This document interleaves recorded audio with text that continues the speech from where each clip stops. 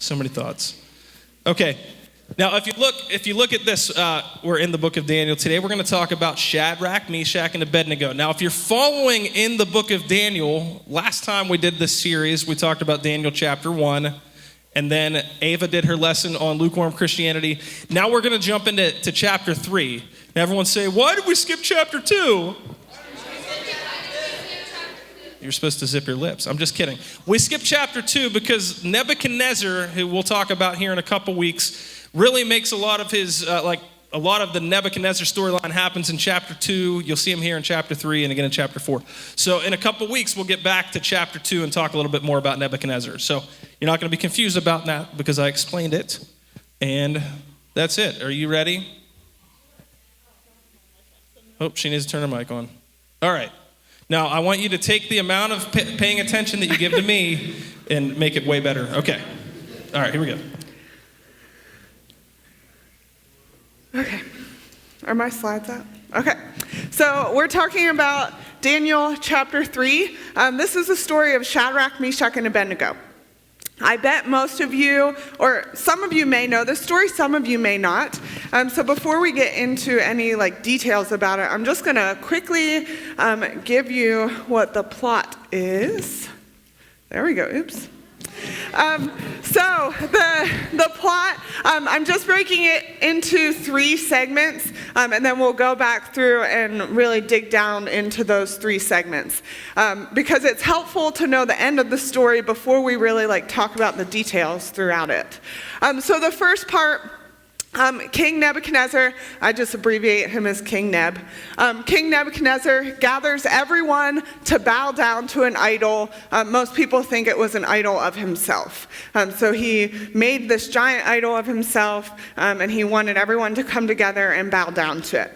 Every time I hear this story, I think of the VeggieTales version of it called Rack, Shack, and Benny, and this song gets in my head. So I think it should play. Will it play? Okay. Thanks, Caleb.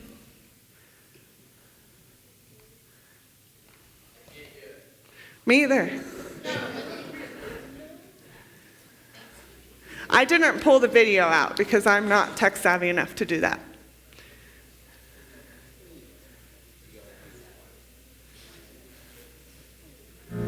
Okay, here we go. The bunny song is how all my employees will show just how much they love the bunny. How nothing is more important than the bunny. How they do anything for the bunny. And it goes something like this. The bunny, whoa, I love the bunny. I don't love my mom or my dad, just the bunny, yeah, I love the bunny. I gave everything that I had for the bunny. I don't. Okay, so if you want that to be in your head, you can go back and watch the whole song. It even goes into some background vocals, kind of like plug for Little Shop of Horrors, kind of like the urchins, is that what it's called? The urchins in the background. It's kind of like that in the song, so look it up. It's the bunny song from VeggieTales. In VeggieTales, they call Shadrach, Meshach, and Abednego Rack, Shack, and Benny. Rack, Shack, and Benny. So that's how I'll refer to them throughout, because it's quicker.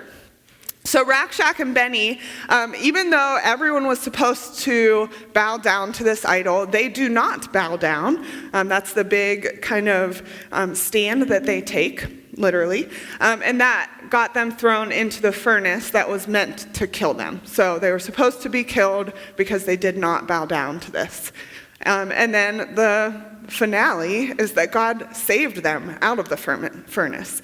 So they were thrown into the furnace. They were supposed to die. They didn't because God saved them. So that's the overall big picture of the story, and it's helpful to get that big picture because we're going to look into more details of this. And it's good to have the framework, they do get punished, but God does save them. So that's the final point. And if you've never heard that story before, it's good to know that that's what's actually happening. So we're going to start by looking at this first part. So King Nebuchadnezzar is gathering everyone to bow down to an idol of himself. And so I have that's little up there. So someone in the back is reading this first part.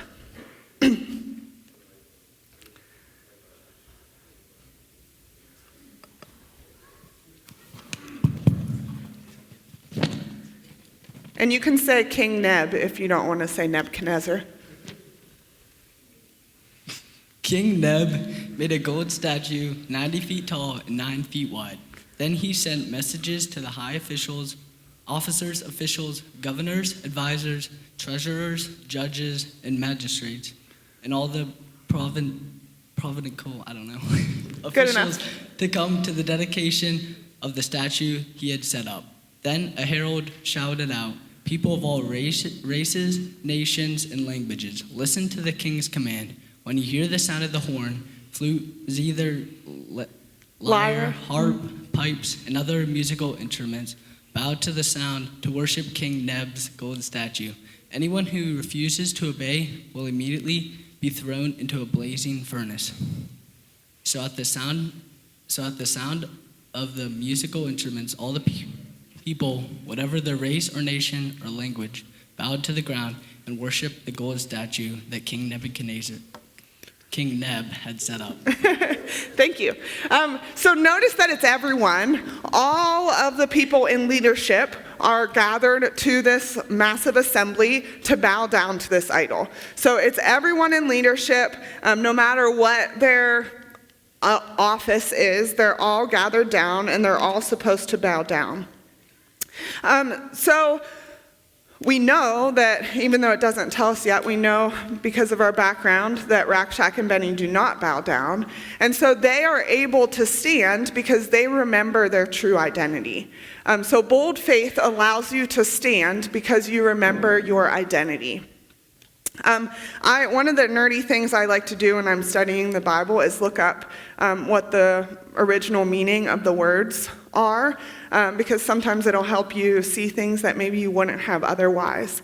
And so this isn't listed directly out in any of the text you would read in Scripture, but at the very beginning of Daniel, when Daniel and Rakshak and Benny were all pulled together, it lists their Jewish names, and then it says that they were given Babylonian names, these new Babylonian names.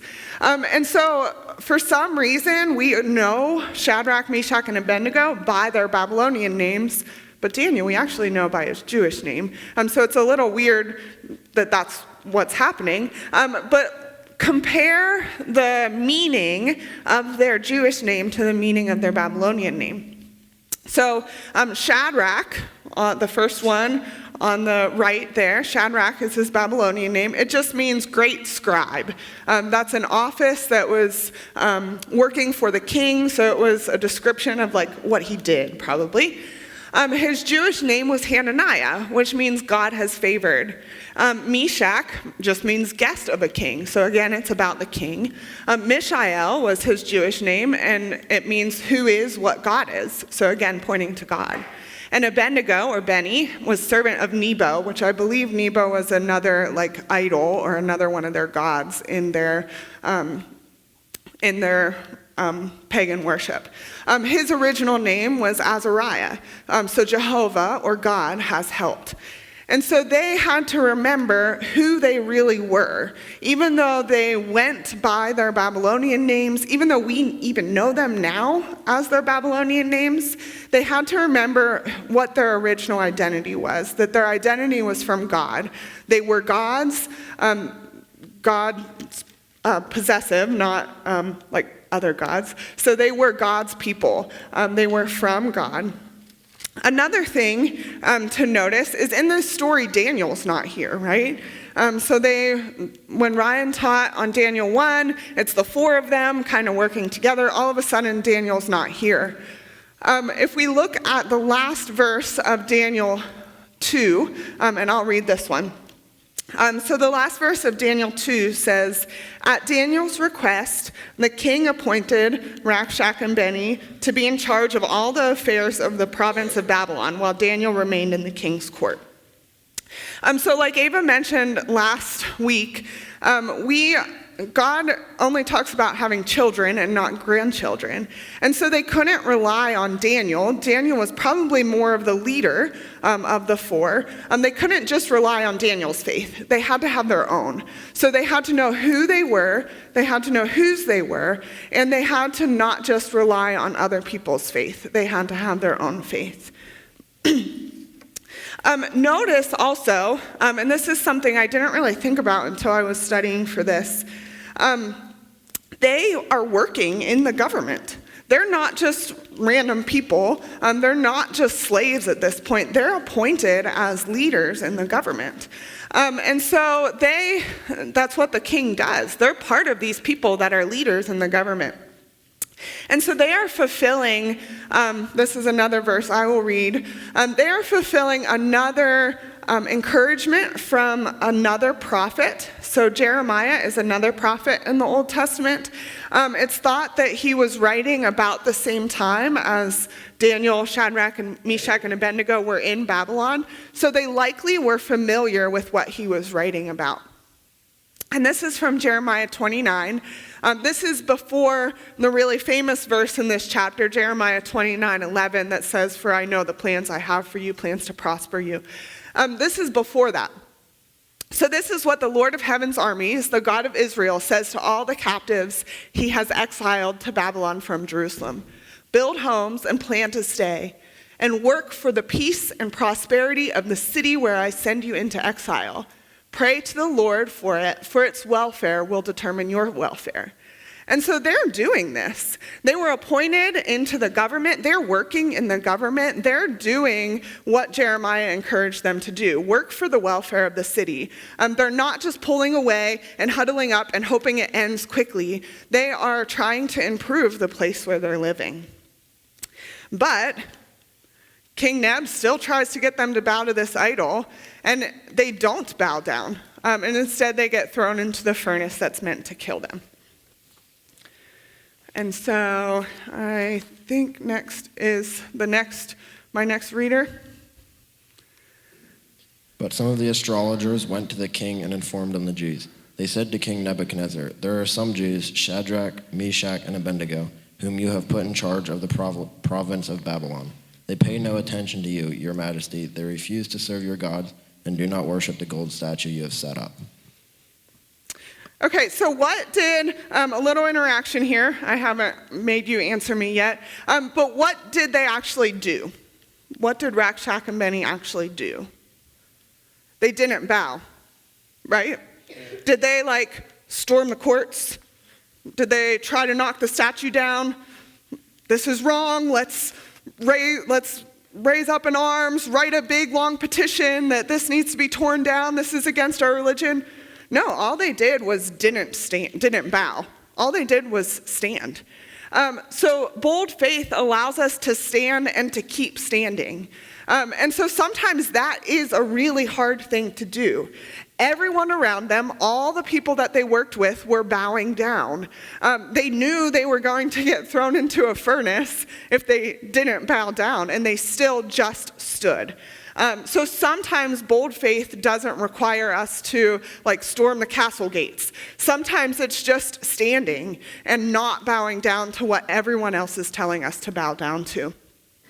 And so there's a whole passage in Ephesians 6.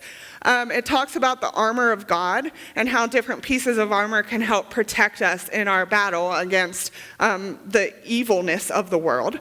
But the main thrust of this, I keep wanting to use a laser pointer, but it doesn't work on the TVs. So be strong in the Lord and in his mighty power. Put on all of God's armor so that you will be able to stand firm against all strategies of the devil.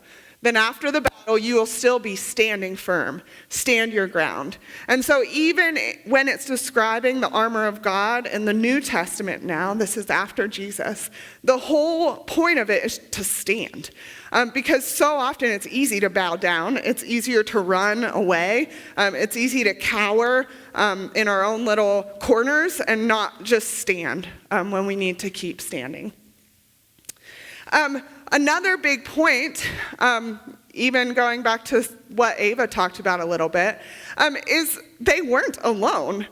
There were 3 of them that were standing. Yes, everyone else that they were working with was bowing down, but they had at least 2 other people they knew were going to keep standing. And so bold faith allows us to stand because we know other believers are with you.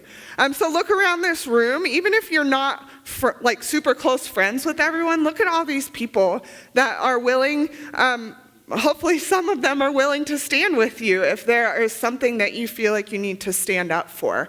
Rakshak and Benny are always mentioned together. We never see just Shadrach, just Meshach, or just Abednego. It's always Shadrach, Meshach, and Abednego together.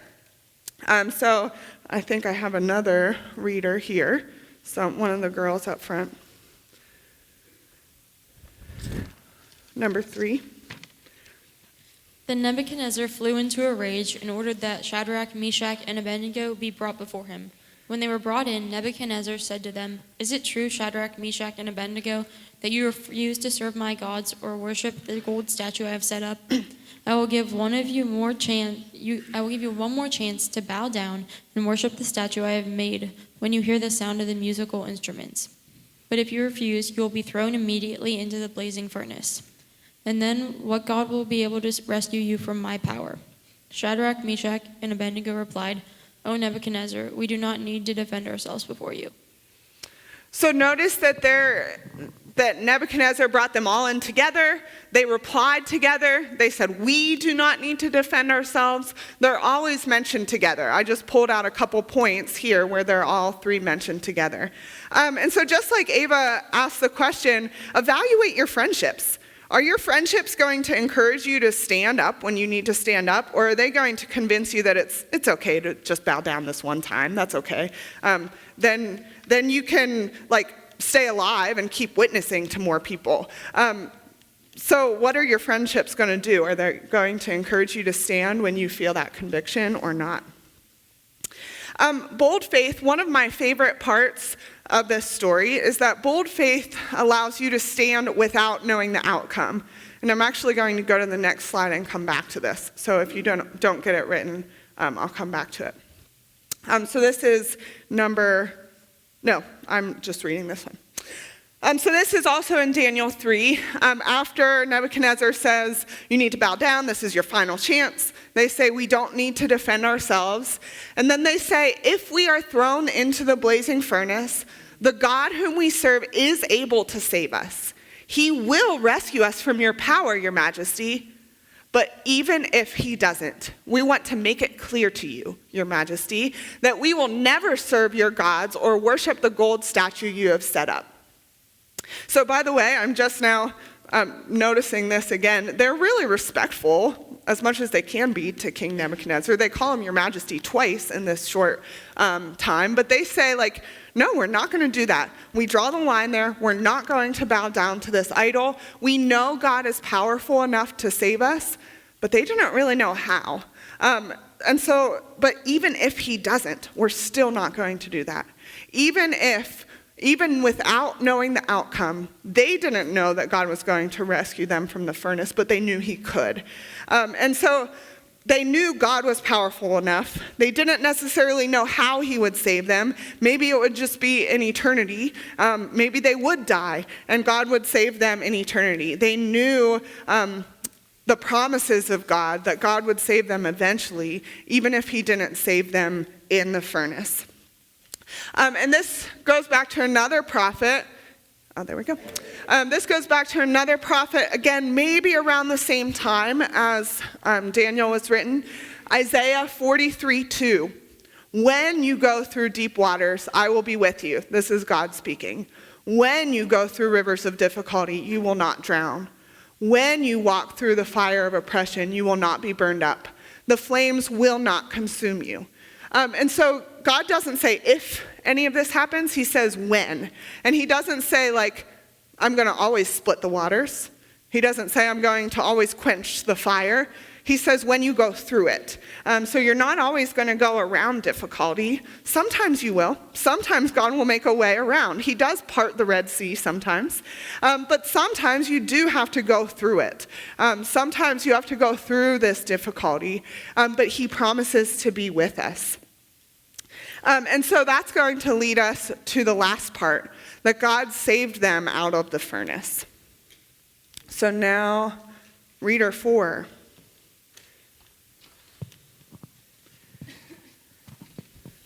Nebuchadnezzar was so furious with Shadrach, Meshach, and Abednego that his face became distorted with rage. He commanded that the furnace be heated 7 times hotter than usual. Then he ordered some of the strongest men of his army to bind Shadrach, Meshach, and Abednego and throw them into the blazing furnace. So they tied them up and threw them into the furnace, fully dressed in their pants, turbans, robes, and other garments. And because the king in his anger had demanded such a hot fire in the furnace, the flames killed the soldiers as they threw the 3 men in. So Shadrach, Meshach, and Abednego, securely tied, fell into the roaring flames. Didn't we tie up 3 men and throw them into the furnace? Yes, your majesty, we certainly did, they replied. Look, Nebuchadnezzar shouted, I see 4 men, unbound, walking in the fire, unharmed, and the 4th looks like a god. Okay, thank you. So going back to the beginning part of this, I want to point a couple things out. If you didn't notice, look how hot that fire's getting. Even the people throwing them in were dead because it was so hot. So this was so hot. The flames got so hot. Nebuchadnezzar was so angry that he couldn't even protect his servants. God's protecting God's servants, but Nebuchadnezzar can't even protect his. The fire's so hot it consumes them. And then let's do some quick math, because I have to do some math or science if I can. So Shadrach, Meshach, and Abednego, how many people is that? 3. How many people were in the fire? 4. Is 4 greater than or less than 3? Greater than. So there were more people in the fire than were thrown in. And so this is a really important part. This is, I love that song, Another in the Fire, that we just sang. This is what theologians call, it's a real fancy term, called a Christophany. Has anyone heard of that term before? Christophany. So a Christophany is a visible appearance of God that's in the Old Testament. Right? So Jesus came at Christmas time. That's what we celebrate at Christmas. And he comes to be with us.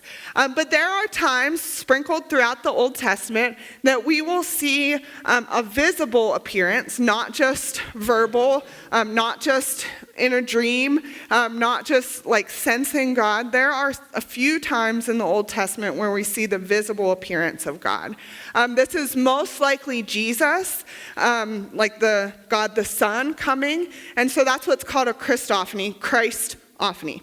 And so it's a visible appearance of God. God is with them. And so this reminds us that bold faith allows us to stand because God is with you. That Isaiah passage touched on it a little bit, that when you go through the fire, when you go through the waters, God will be with you. So this is what the name Emmanuel means. So in Matthew 1:22 through 23, this is the Christmas story. And all of this occurred to fulfill the Lord's message through his prophet. Look, the virgin will conceive a child. She will give birth to a son, and they will call him Emmanuel, which means God is with us. And so God is with us. God was with Shadrach and Meshach physically in the fire. And it was obvious to Nebuchadnezzar that there was someone else there. God came to be with us so we can be confident when we go through trials, because we know God is with us now, not just back in the Old Testament. So one more reading. Is this you, JC?